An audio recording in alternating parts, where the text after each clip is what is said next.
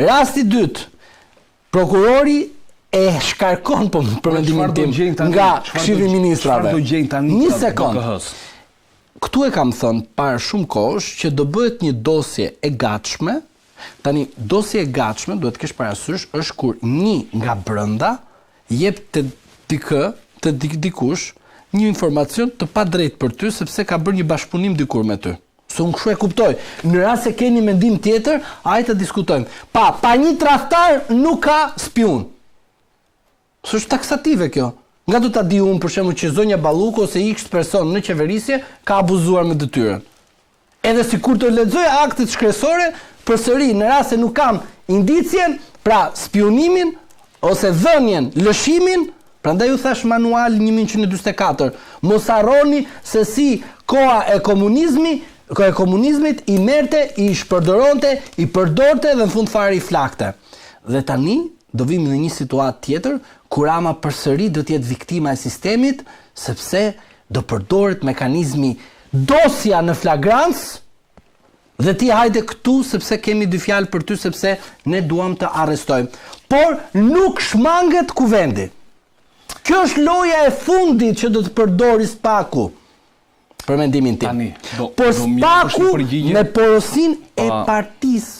Pra, mos ma ishni atë koncept, Spaku i pavarur, shkoi Brown Amerik, bëri loja atje, ata i thanë, fute në burg, jo integrimi i Shqipërisë në Bashkimin Evropian. Mos mashtrojmë popullin shqiptar, sepse për atë integrim Sajmir Tahiri i partisë tyre dha dorëheqjen dhe në fund fare e flakën.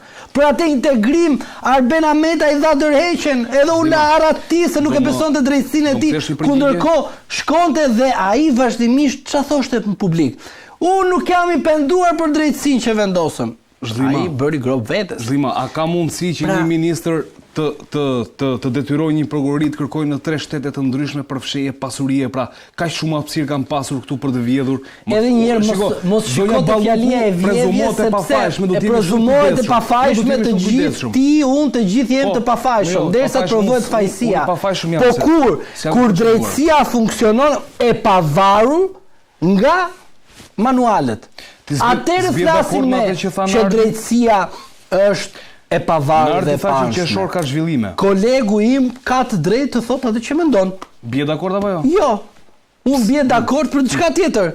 Që po, do kesh zhvillime, po do t'i kesh zhvillimet sipas manualit të Partisë Socialiste. Pra, të manualit përdor tjetrin, e flak në momentin ku duhet dhe del viktim. Është shumë e thjeshtë kjo. Mos mendoni ju, nuk e di, para folës është dakord me mua, po gjithsesi do ta diskutojmë.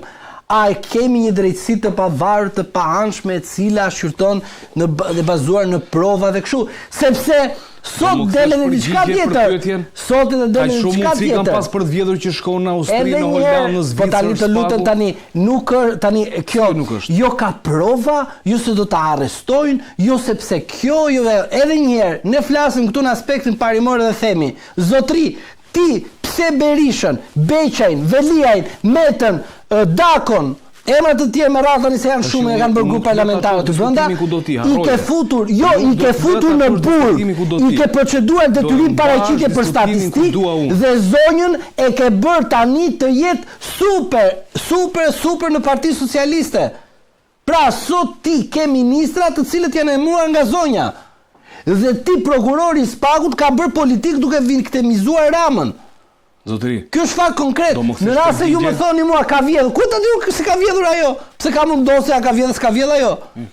Të përgjigju ti. Po tani, jo, po edhe një nuk mundesh ti të akuzosh një person sepse dikush don të përcjell lajmin e fundit. Jo, nuk jam dakord me këtë gjë. Po unë dua të them këtë, edhe as po e mbroj zonjën Balluku. Jam i fundit, sepse unë kur kam fol për të gjithë njësoj, edhe unë jam i bindur që Spaku është manual i Partisë Socialiste dhe ata funksionojnë sipas interesit të Partisë Socialiste.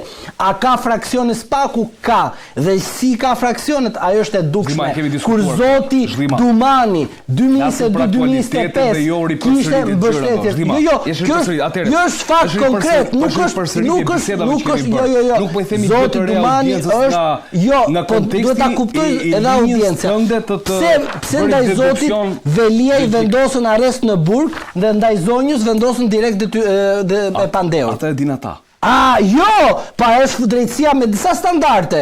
S'ka mundësi, jo të lutem, mos bëjmë këtë gabim tek opinioni publik. Zhdima, faleminderit. Ka shumë mundësi kanë pasur këta për të vjedhur në një qeverisje, sa që detyrojnë Spakun të shkojnë në shtete të ndryshme në ardh të dërgojnë letër porosi, se më thej që dyshojnë për shumë të mëdha parash.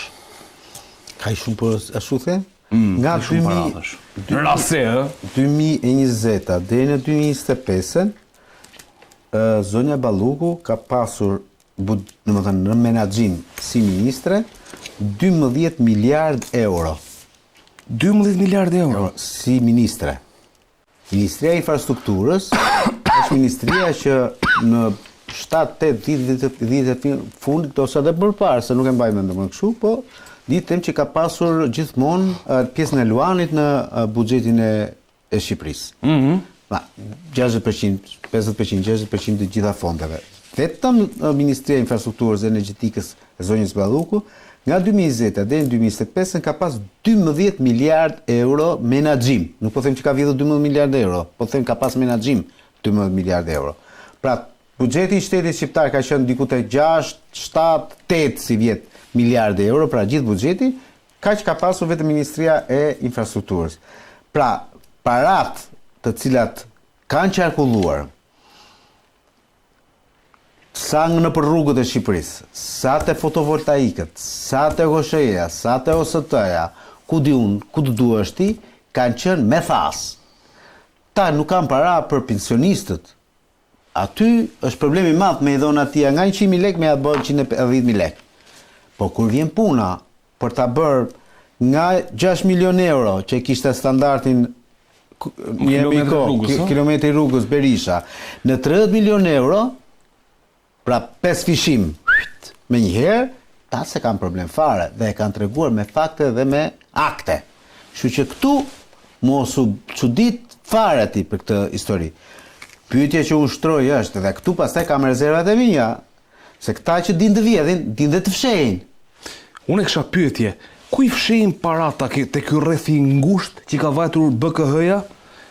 Këtu afër i fshehin apo? Po tani s'e di Andi, domethënë, po ti isha i BKH-s, nuk e di domethënë çfarë do bëja, po ti them domethënë që në përgjithësi historia çka treguar historia. Këtu ka arritur te pika domethënë që këtu janë krijuar edhe banka për fshirur lek, Jet Banku.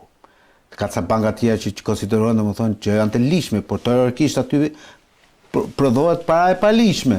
Ka shumë këtu kompani të cilat janë të lidhura me ishujt Cayman, offshore-t, ku nuk jepet fare letimi pronësia fundore. Ku do ta gjej Spaku për shembull, kur nuk jepet? Si do të kërkosh me letër porosie? Kupton çfarë mashtrim publik është ky më që i bën popullstar? Pra janë 1001, po kërkojmë ne me letër porosie dhe të nuk gjenden ose. Unë do ta kisha bërë historinë më thjesht, po kisha qenë. Shumë më thjesht.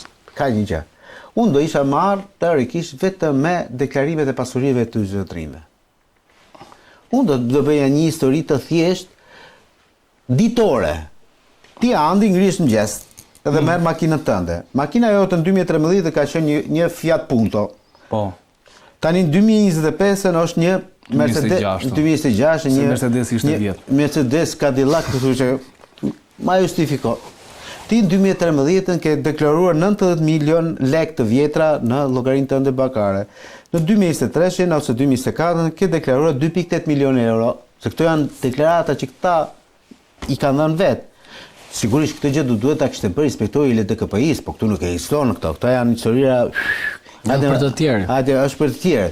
Pra, ti mjafton të merresh me këtë, atë nuk e as shumë punë për të marrë me letër porosiere me këtë historia. Dhe po ta them edhe një fakt kështu, që në vitet 60 në Italinë e Camorrës, të Nangretës dhe të Cosa Nostrës, po ata që ishin domethënë njerëzit që lviznin levat e mafjes italiane, ishin pothuajse të padukshëm. Domethënë ata mund të ishin në kafe me ty, por ti nuk e dija që ai mund të ishte Totorina. ai lëvizte me një makinë Fiat 500, sepse interesi tia nuk ishte që të dukesh, edhe në momentin kur ti dukesh pastaj je pre e një hetimi nga një polici rëndomt. Këtu është e kundërta vlla. Këtu të del ty çuni apo goca 18-19 vjeçë dhe e ka çantën apo celularin 2.000 euro më burr.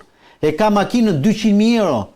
Dhe unë nuk kam nevojë domethënë që të shkoj pastaj të filloj të rrëmoj tek ai. Se të kap kështu. Se ti I ka pa dalë sa del nga shtëpia. Kaq është e thjeshtë më historia, ti nuk e. Ora këtu është e thjeshtë muhabeti të bësh ka gjë. Kjo zonja apo ky zot ose ti Morandi, ke dal 20 herë nga Shqipëria gjatë vitit. Po. Më thuaj si ke prerë biletat, ku ke fjetur, ku ke ndenjur, çfarë ke ngrënë, çfarë ke pirë. Kaq më. Okej. Në fund. Historia e timore është e thjeshtë, siç e thonë edhe avokatët, këtu është e lehtë të kapësh vjedhjet në dukje që mund të bëjnë se nuk mund të Po pse më pretë bursa unë drejtohem kamrës. Jo, të bësh hetimin. Po valla të kapësh vjedhje të bursa, vjedhin më burr tani. Vjedhin para tona vjedhin, tash ta pranojmë këtë, po kush prezumohet I pafajshëm prezumohet, kush të dënohet të dënohet. Po ti ishte kjo vjedhje që thua ti dhe popullit po I bën sqarimin ti. S'do të ishte ngrit ky popull që u ngrit para në 2011 për shembull? Fol që ta Jo, sepse unë nuk e kuptoj këtë. Kanë vjedhur këta, po këta ky popull ku është që të ngrihet që të akuzoj këta? Se këtu u bë një video dikur, edhe kush ky popull? Rridhe videt. Se më fal, ta them një batutë, ma lejo këtu, se lejo. Prandaj them mos e thuj, sepse ky popull mbase. Ma lejo në sken krimi këta. Më dëgjoj, është batutë dhe për ata që nuk do ta themi me gazetar se është I njohur. Po ka qenë unë isha në fillimet e mia se dikur për ata që se di, nuk kam qenë jurist e avokat, kam qenë unë një cop gazetar. Punoja kur isha student. Vinte Nano për herë të tretë të katërt si kryeministe. E marrën Antifados Nano ikte vinte si donte qefi dhe vinte për herë të tretë diku nga 2003. Del në konferencë për shtyp sa kishin dalë ato për herë 50.000 lekë aso kohë. Dhe pasi mbaron gjithë konferenca për shtyp I thot një shakaxhi I madh si gazetar I thot zoti Nano thot lutem thot a mund ma shpjegosh ç'është kjo historia juaj herë vini herë ikni nga kryeministi çau intereson kjo historia e kryeministit. Te Nano siç ishte Nano rrafmet pasi dritë shpirti aty ku është nxirr portofolin, nxirri 50.000 lekë dhe thot e merr dhe fut një brenda I thot. Dhe thot kam gjithë të kohë që duhet ta harxoj këto dhe s'pa harxoj dot. Okej. Kështu që benefitet e kuptove të tani a ka vjedhur? Jo. Okej, mirë. Një çështje me interes të lartë politik dhe publik është të trajtojmë faktin që brenda Partisë Demokratike po përpiqen të zhvillojnë një garë. Mirë po për plaset që janë krijuar brenda opozitës, pra kësaj partie kryesore opozitare, kanë nxjerrë në pa lidhje të mundshme të elementeve të caktuar politik me emra të botës krimit. Të lutem regjia, më kalo me siglën, të rikthehem për diskutim.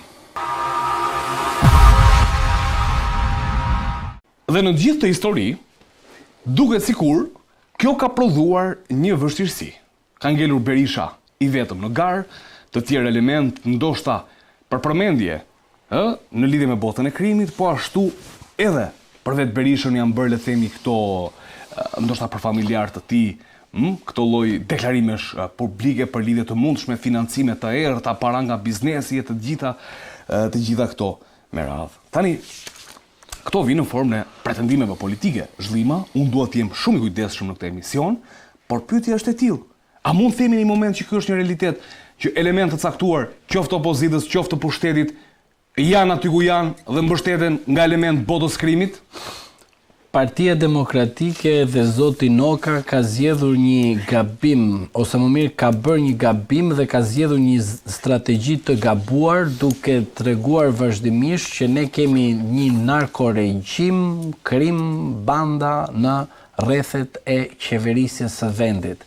Unë si qytetar I thjesht, po edhe në cilësinë e avokatit, nuk kam kaq shumë dieni të grupeve kriminale, nuk kam kaq shumë dieni që çfarë ndodh vazhdimisht me element të krimit, por zoti Noka ka shumë, të thosha, informacion, detaje, ka shumë gjëra. Dhe mua më çuditi kjo gjë, di pse? Se pasi ndolli ajo me afatin kohor për të bërë depozitimin e kandidaturave, zoti Noka doli aty dhe tha grupi Agasi, grupi Çela dhe emra të tjerë. Unë çudita dhe thash tani Atë e ka për Edi Ramën, apo e ka për ata të cilët dikur qante para një viti që po u burgoste nga drejtësia e Partisë Socialiste, zoti Saljani, këtu do të bëjmë demokraci se erdhi rithemelimi. Pra, mua më ngatroi, për shembull, unë ngatrova shumë nga zoti Noka dhe tani dua një qartësi. Pra, ti the, Agasi nuk vendos kryetarin e partisë këtu. Ti the, Suel Çela nuk vendos kryetarin e partisë këtu. Më fal, tek Partia Demokratike u vendos ka ndonjë kryetar edhe përfaqëson një grup të caktuar interesi pra të botës së krimit? Se mua këtu është që të them atë fjalin, po mirë, po këta që e kanë ta tyre, po ti kujt je? Pra, mua më çuditi kjo. Kur e dëgjova thash, është Partia Demokratike që fliste për rithemelimin? Është Neni Basha që fliste për të lirinë edhe zgjedhjet e lira dhe të ndershme në parti? Pra, si mundesh ti të dalësh me datën 8 maj, se më erdhën në të gjitha në të njëjtë momente dhe unë për shembull nuk jam antar i Partisë Demokratike, kam thënë publikisht dhe them, unë nuk jam antar i Partisë Demokratike, por nga aspekti parimor që non grata Berisha ja kanë bërë qëllimisht, që Partinë Demokratike e çuan tek gjykata për vulën qëllimisht, që Berishën i vendosën gjithçka qëllimisht, dëmtojnë Partinë Demokratike, një parti historike në këtë vend e ka mbajtur qendrimin tim, por unë nuk mund të pranoj që një që merret me kaseta, duke thënë banda Edi Rama, banda Edi Rama, duke fuqizuar grupet kriminale, se promovimi i grupeve kriminale, Qagasi, ky bën namin ata në përqarqe, çfarë e dobëson Partinë Demokratike? E di pse? Se kur është një fshatar atje në një majtë të fshatit, e dëgjon që një person që është përmendur nga Sali Berisha është kampion i krimit, ai nuk shon të votoj Partinë Demokratike dhe ta doj. Ai o rri në shtëpi o bën pakt me krimin. Pse? Se ai nuk do të sakrifikoj familjen e tij duke dëgjuar zotin Noka ose duke dëgjuar zotin Paloka duke thonë që kemi mbledh dhe kemi mbush kuti për Lulbashën. Pra, unë u çudita kur dëgjova këtë gjëra. Ti e beson që krimi është mbrapa figurave të caktuara politike? Edhe një herë, unë mendoj që pjesërisht, unë mendoj që pjesërisht politika shqiptare ka punuar me krimin e organizuar ose ka punuar më të fortit. Këtë nuk ma heq asnjëri nga mendja ime. Pse? Sepse në rast se ju do të shikoni në kohën kur Lul Basha ka qenë kryetar partie, detyroi që të vendoset ligji i dekriminalizimit. Pikrisht ligji i dekriminalizimit nuk erdhi për të pastruar politikën. Është një mashtrim. Pse nuk ishte për këtë? Jo, prit, edhe ma dëgjoj me kujdes. Krimi organizuar, t'jemi realist, ç'a bën? Sjell lek nga jashtë, i sjell në Shqipëri. Dhe nga Shqipëria këtu ke parë që njerëz të botës së krimit janë bërë me universitete, kanë ecur, se kanë bërë edhe universitet, është puna e tyre. Por, për shkak se ata kishin avancuar dhe ishin bërë me universitete, pra në Shqipëri, për shkak se dëshmia penalitetit të tyre ka qenë e pastër, ishin në rregull. Pra, në politikë, që të thotë, mund të bënin drejtor, mund të bënin deputet, mund të bënin ministra, këtë gjëra, po ishte një peng i madh për Edi Ramën, për Lulzim Bashën dhe për kryetarët e tjerë të partive. Pse? Sa ata ishin konkurrent të brendshëm, po ishin të fuqishëm, çfarë komandonin botën e krimit? Si komandohet bota e krimit? Përmes paras. Dhe këta u bërën të gjithë bashkë, dhe ma dëgjoj me vëmendje, dhe këtu banditët ta dëgjojnë, pra banditët. Për mua janë normal se po nuk e bërë të keq, po pavarësisht çka ke bërë në jetën tënde nuk do ta majm 100 vite çka ke bërë ti. Dhe çfarë ju bën? Ju përdorën duke ju marrë çfarë votën, influencën në zonë, duke ju futur edhe në burg, tani duke ju sekustruar edhe pasuritë që keni ndërtuar në Shqipëri, po duke i përfituar nga jashtë shtetit. Pra, ju bërën tabelqitje, ju përdorën, ju shtrydhën gjithë këto vite, 34 vite, dhe ju futën ligjin e dekriminalizimit për të ju spostuar nga politika, që të i vazhdoni dhe të jeni në varësi të atyre që ju përdorin çdo 4 vite për të mbledhur vota. Pra, ligji i dekriminalizimit nuk ishte një kërkesë europiane, që është mashtrim që është bërë ndaj juve që keni, edhe jeni akoma edhe mendoni. Kriminalet po i bëni thjesht. Çfarë ndodh? Do të bëjmë një krahasim. Jo me mua, fol dhe me mua, Po edhe me mua. Janë miliona. Dëgjoj mua. Ti je një ndër milionat. Po je kryesori se na pranon këtu edhe na fton. Tani, më dëgjoj pak të them diçka. Është shumë e rëndësishme. Çfarë ndodh? rasti Beleri, pse do ta marrim si një rast? Ligji i dekriminalizimit në Shqipëri atë e ndalon të kandidojë, do të marrë pozicione për 5 vite. Këtë sa po kaloi Saljanin e ndalon, sepse është ndalues. Tani, ne a do integrojmë në Bashkimin Evropian? Po. Po, mirë. Po ti ke thonë tek populli që ligji i dekriminalizimit është edhe një kërkesë e Bashkimit Evropian, është një kërkesë e partnerëve evropian. Prej tani. Po mirë, lind pyetja e thjeshtë. Po mirë, Beleri përmes Greqisë shkoi u bë eurodeputet. Po Bashkimi Evropian, nëse do ta kishte atë kriter, nuk duhet ta kishte ndaluar Belerin të kandidonte? Okej. Prandaj bandit të famshëm që ju kanë bërë këta, duke ka edhe njerëz të cilët këta thonë emra kot thjesht për me bënë një show, por bandet kriminale ose personazh të cilët janë pjesë e botës së krimit ose kanë bërë një gjë në gabim në jetën e tyre, dhe më pashëm, po këtu kanë ndërtuar karrierë, familje, gjithë këto, s'ka pse ta marrin si koha e komunizmit. Je kundër partisë e gjithë partia është kundër teje. Pra, ky diskriminim dhe kjo lojë e famshme është bërë qëllimisht nga politikanët që të vjelin nga grupet kriminale, të marrin të gjitha dhe pastaj grupeve kriminale i çojnë policinë, prokurorinë, drejtimin dhe gjithë. Faleminderit. Besoj isha i qartë, po ju vazhdoni punoni për partitë në pushtet që ju nga mjes deri në darkë ju përdorin, sepse kënaqeni me vetëkënaqësitë. Faleminderit. Nart, e vijojmë bisedën së bashku. Një realitet prania e grupeve kriminale në element të caktuar politik, qoftë tashmë në qeveri, qoftë në opozit, si e shikon? Në çfarë mund të shkaktojë kjo lloj, le të themi, përmendje emrave specifik nga vetë PD-ja për element PD-s, duke qenë se janë opozit. Krimi dje sot nesër do shkojë ande nga frynera. Madje thuhet që kriminalet janë si punë e mijve. E ndjejnë tërmetin më shpejt se sa të tjerët. Pra e kuptojnë se nga do shkoj historia politike. Ka nga ata të cilët merren me botën e krimit, po themi unë, që do rodhisin në të dyja anët. Diku 70% me 30%, diku 60% me 40%.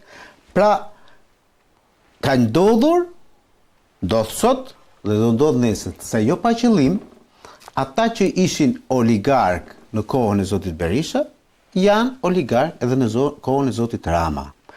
Se në qëse do ta quash oligark Shefqet Kastrati, me gjithë respektit, se s'ka asnjë lloj arsye për t'ia përmendur emrin, po e marr si krahasim, është i njëjti Shefqet Kastrati ku ju bllokua travi rrugës së Kombit fillimisht dhe pastaj shkovi nul loka dhe agriti, është i njëjti person që bën sipas teje apo syresh të tjerë pazare dhe me qeverisin e Zotit Rama. Kjo është qenurit biznesmen, okej. Kërkova ndjesja mora, për që korrekt. Po ta them se si është. Pra krimi në tërësinë e vet nuk njeh ngjyrë. I majt, i djathtë, komunist apo ballist. Shikon interes, sepse për ata interes është leku dhe të mos futen në burg. Dhe kush ja jep këtë lloj mundësie, me të e bëhen. Dhe këtë lloj instrumenti e kam përdorur të majt dhe të djathtë. Dhe kur unë kam thënë dhe them vazhdimisht që këta nuk janë në opozit, sepse nuk ka mundësi që t'jesh në opozit dhe të bësh 10 herë më i pasur se ç'ke kur ke qenë në pushtet. E kam dëgjuar këtë nartë, kanë artikuluar dhe ish deputet deri në shtator të vitit të kaluar, kur hoqën kostumin e deputetit, kanë bërë dhe status edhe reagime publike që thonë që opozita, kanë qenë brenda ata, opozita ka përfituar shumë nga qeveria dhe kryesisht tek lejet e ndërtimit. Vazhdojnë ndjes për ndërprerjen, po duhet specifikohet që kanë thënë nga brenda vet ata. Edhe unë që kam qenë jashtëm, nuk është se jam pa të. Tani, rast konkret, unë kam dëgjuar që për zotin Ervin Saljani e lidhin me ta shtuqohet në banë të Suel Çelës që themi. Më intereson. Ku i ka thënë organizatë kriminale asaj, por më intereson fare asë kushes asë nuk jam as avokat as prokuroria e tij personi. Po. Në botën e tij, le të jenë në botën e tij, nuk më intereson. Po mua më intereson një gjë për të qenë korrekt me veten time.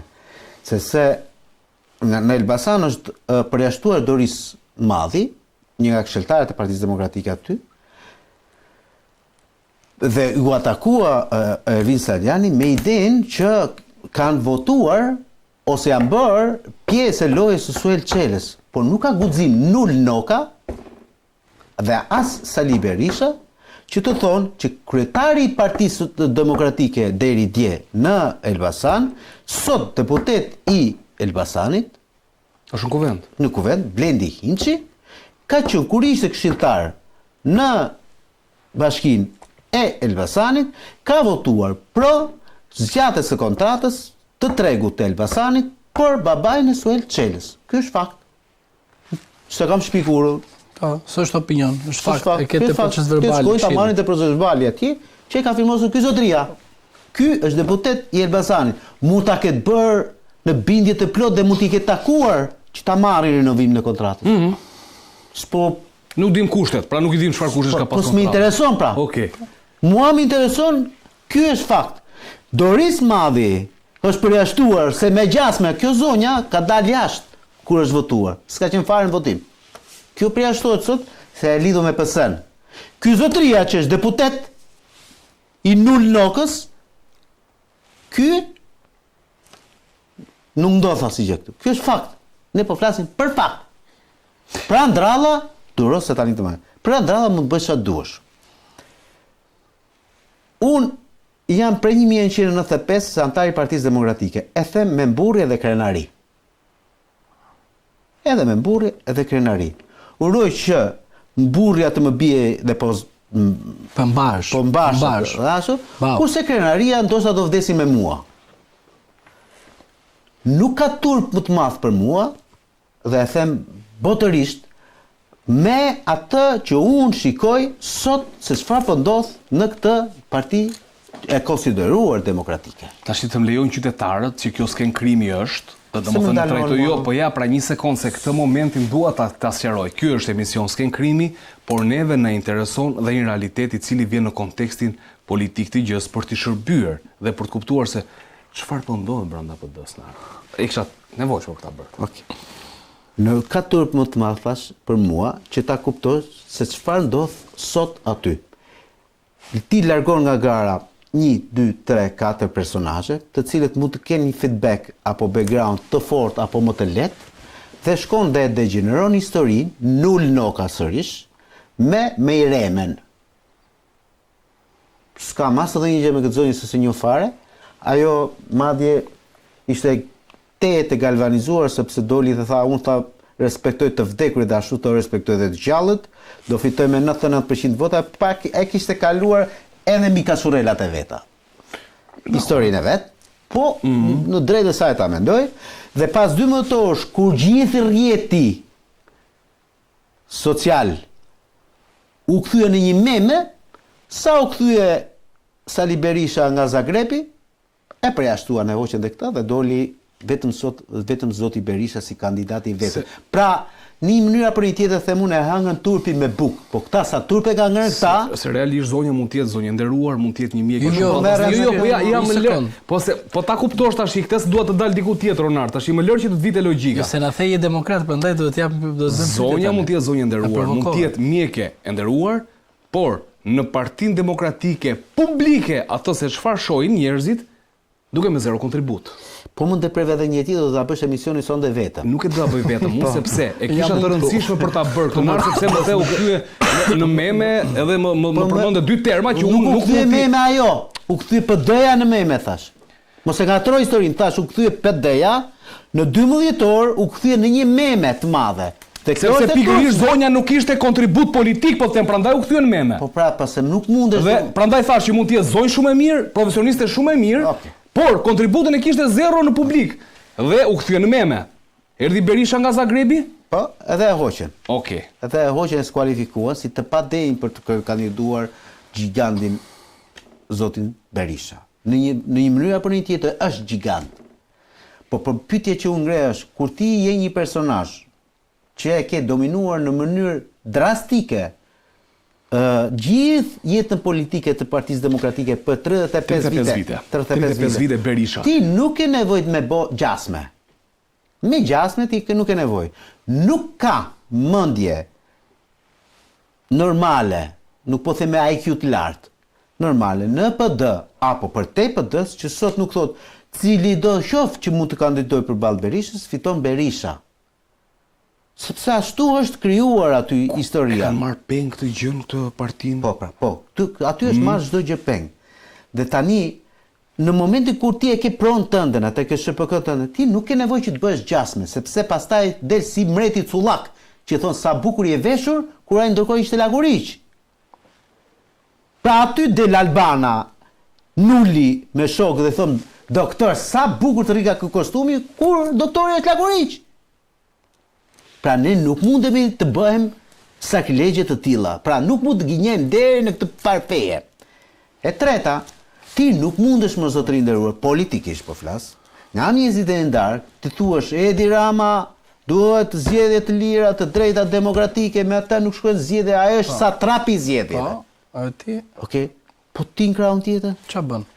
Kur nuk e bë këtë dot me kundërshtarin tënd politik. Edhe aty më po ta jap kredon tënde politike. Po ti e ke brenda për brenda më partisë tënde. Kur ti nuk arrin dot të zbatosh brenda për brenda strukturës tënde politike, të bësh një palë zgjedhje të drejta, të lira, të barabarta. Po si ke ftyrë ti të dalësh nisë dhe i thuash popullit shqiptar, ky është i keqi, Ky është hajduti. ky është hajduti. Kështu. Po ti se bën të vetje më. Po i ti shiko te Neni Basha më zotëri. E Ti shkon te katërta. Neni Basha. Vetë vënormuan edhe vetë për shkelin. Zoti Berisha për mendimin tim ka bërë një akt tek një të vetëm të cilët unë të jam mbaj mend si gjën shumë të rëndësishme dhe akti i tij ka qenë 2013, kur ai u dërhoq. Po. Sepse më teorikisht u dërhoq. Bëri njerëz për të qarë. Dhe marrë njerëz, po kiku. Po. Në momentin ku ai u rikthye, për mendimin tim në mënyrë të gabuar, por u rikthye, unë kam besuar në një gjë Randi. Sepse ai tha, unë tha dua me partitë, tha që këtu tha kjo parti të bëhet demokratike, sepse në mënyrën se si është bërë tha dhe kishte nevojë që aty të lëkundnin gjërat. Se kishte rënë në një lloj amullie, nuk merresh e vesh më se çfarë bënte. Dhe tha një tre katë gjëra shumë të rëndësishme. Tha, humba zgjedhjet, kryetari jep dorëheqjen dhe nuk kandidon më për kryetar. Është e shkruar të zezë mbi të bardhë. Neni 46 i statutit pika 8. Në rast të humbjes së partisë, në të zgjedhjeve, kryetari jep dorëheqje të parevokueshme dhe nuk mund të rikandidojë më. Pyetje, ka ne i pika i Neni që thot nëse vidhen zgjedhjet dhe përdoret botë e krimit. Pra Ky ne bie. Ajo është interpretim. Ai ku marrë. Është interpretim. 2 tha, partia tha do hapet në bazë të një meritokracie. Ku është? Që do të thotë që neve do bëjmë primare çdo gjë do ta marrë. Dhe unë aty ngrita dhe thash, ne nuk mund të bëjmë primare. Sepse primaret janë ajka e demokracisë dhe në Shqipëria është shumë e hershme për ta bërë një gjë të tillë. Ne të majmë nat kur futemi në një garë me njëri tjetrin. Ne nuk dim t'i japim dorën kundërshtarit se na munde drejt. Po. Okej? Ne të majmë nat. Jo, thanë ata aty, mu hodhën gjithë një pjesë e mirë atyre. Se thash vetëm unë, ishte edhe Mysy Murrizi, ishte shumë të tjerë që kishin të njëjtën qasje. Okay? Ti çeke me tabel që ka antar këshillit domethënë. Dikur, tani jo. To si. Tani jo do ta bëjnë, e bën, po. A fituan primaret vjet ata? Shkëlqyet. Atëre, ata që fituan primaret nuk ishin jo vetëm që su bën deputet, që teorikisht duhet ishin listë mbyllur. Se fituan primaret ata. Por nuk ishin as më të mirë të partisë. Nuk ishin as listë fare. Dhe tani ja rrenda sulës, sepse ti na tradhtove ti, tradhtar i madh. Po ti pse e tradhtove atë që ka 25 vite që ri pas teje? Ai që jep shumë vota, Dashsula ka dhënë shumë vota. Por e pse e pesta, pritër, të lutem se e kam shumë me merak këtë. Okej, është jote, ta le. E pesta. Sali Berisha tha një gjë.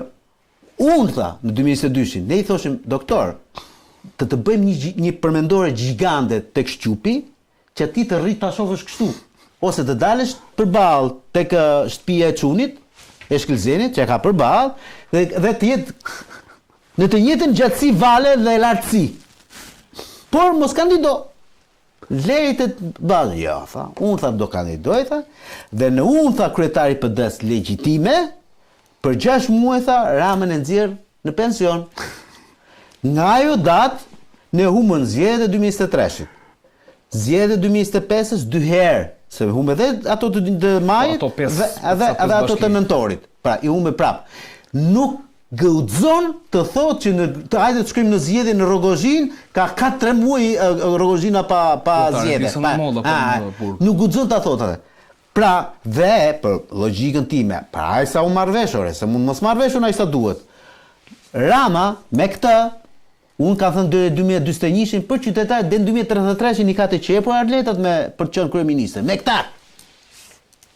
Me Nulin, Albanën, Edin, me këta që janë leadershipi, që nuk din se çfarë bëjnë, që ne e marrin gruën e Botës një ditë përpara dhe i thonë, kjo është kandidatja jonë që do kandidoj kundër Berishës, edhe sot unë nuk di që të ketë dalë Nul Noka numri 2, se këta të fyen dhe inteligjencën.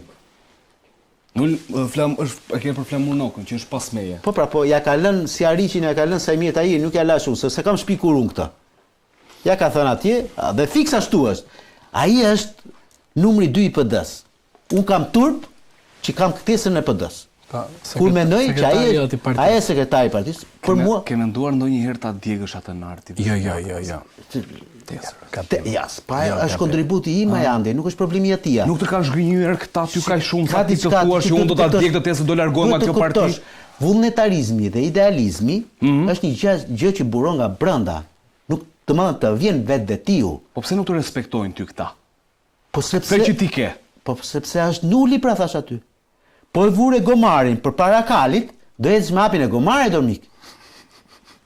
Ti ke gomarin për para, gomarin ecë me 10 në orë, Kalin e ke vënë bas që ecë me 100 në orë, po se ale pra gomarin nuk të letë ecësh për para.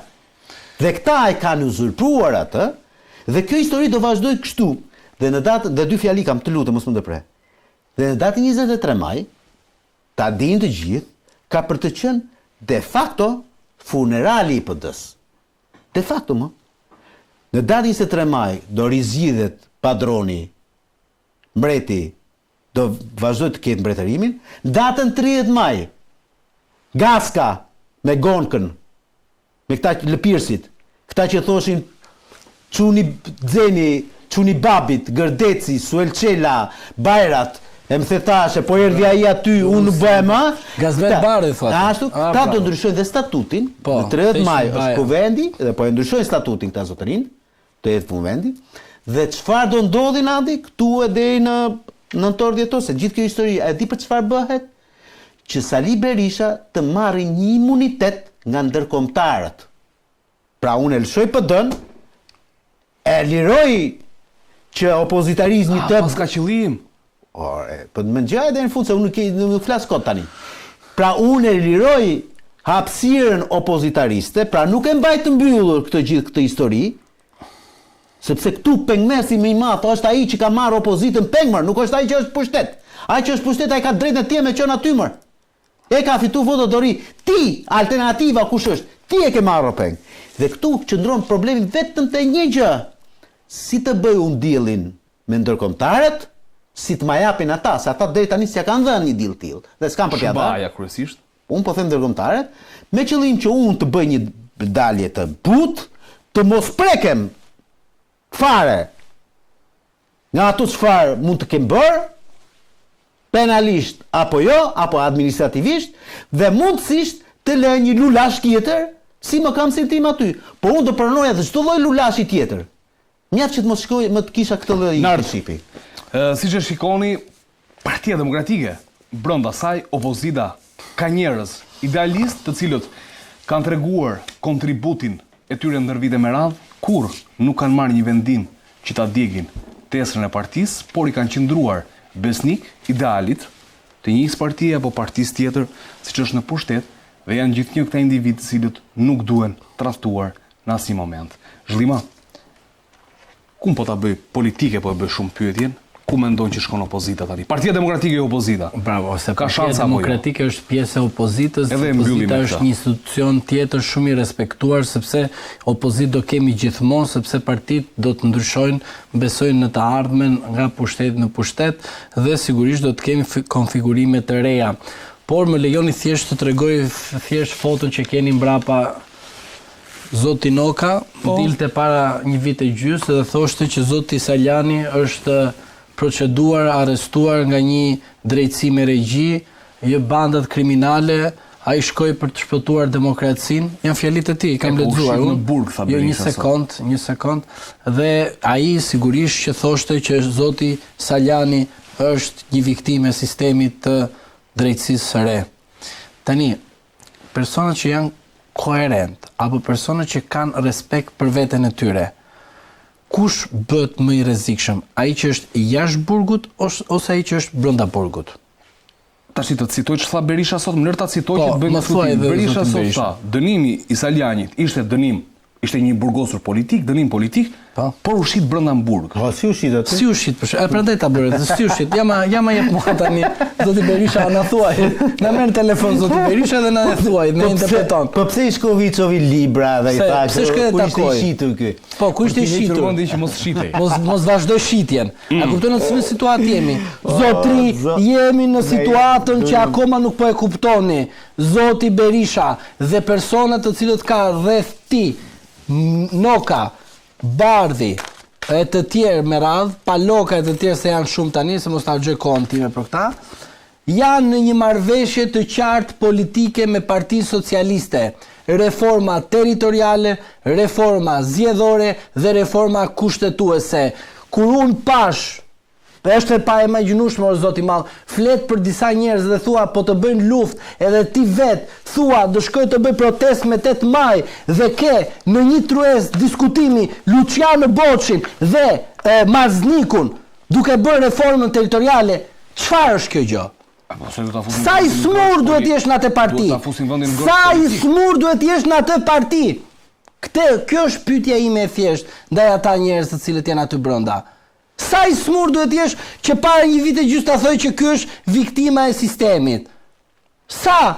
Është pyetje e thjeshtë kjo më zotri. Nuk ka pse duhet jesh ti i shitur tek Edi Rama. Edi Rama tani ditë të jam i bindur, nuk pret të blejë ndonjë person, sepse pikërisht këta i shesin. Këta shesin zotri. Këta janë mos mirënjohës, sidomos ai që ka qenë ministër edhe thanë një dalë publike, po të ikë unë Edi Rama do qëndroj. Po ai tjetri është Bylukbashi më, nga humbje në humbje opozita në sistemi zgjedhor. Rrin aty dhe qëndron në parti. Dhe është akoma ai që negocion me Edi Ramën dhe Damian Gjiknurin nga tërmet në tërmet. Or të na dalin publikisht në të na thënë ata, se na ne jemi shitur tek Edi Rama, po këta që nuk janë të shitur më zotri. Se mi tabele, disa vendosin tabele, se konta ta rasin tabelen aty. Po këta që nuk janë shitur, mi unë pranoj që jam i shitur. Po të vit ma thoj drejt për së drejti, jo tërthorazi. Unë jam i shitur. Po ti më zotri që me Edi Ramën ke vendosur në 2024 të bësh ndryshime kushtetuese. E ma me që tha ky zoti Berisha kur ishte arrest në burg, në arrest në shtëpi. Kur dolëm ne të gjithë thamë që në 11 maj të 2025 Rama fiton, na thamë të shitur. Kur Rama fitoi në mënyrë dërmuese, na thamë të kemi bler. Dhe di çfarë ndodhi? Blesh duhet shitesh. Jo, një sekond, se ato e kanë taksative, por prandaj po e them kështu. Se cili thot blerin dhe shitje thot ndryshe. Prandaj dëgjoj pak vetëm këtë të fundit. Bravo. Tani dëgjoj këtë të fundit. Zoti Berisha doli të shtunën pasi shkoi me Gazmen Bardhin, Albana Vokshin, Edi Paloka, Oer Bylukbashi nga suksesi në sukses humbjet, dhe tha ne do ta fitojmë Edi Ramën. Sali Berisha doli dhe tha këto nuk ishin ndryshime thelbësore, po ishin ndryshime kushtetuese që do të bëhen pasi ne të marrim pushtetin. Dhe prit, zgjatimi i asamblesë së Partisë Socialiste. Doli Rama në asamble dhe tha shkarkoj me Ron Velia si që shkohen antarët e Këshillit Bashkiak të Tiranës dhe të PS-s dhe të PD-s u bën një. Rasti tjetër, zgjatimi i asamblesë së Partisë Socialiste tha 100 mandate në parlament, si që shkoi Sali Berisha te emisioni Opinione dhe tha po jam dakord ta ulim. Berish, deri diku ka ndales, deri diku ka limit. Demokracia në këtë vend nuk bëhet ashtu si ishte 2008 që bërë me Edi Ramën. O ndalo ose do të ndaloj. Besoj se mos tjetë ajo e fundit.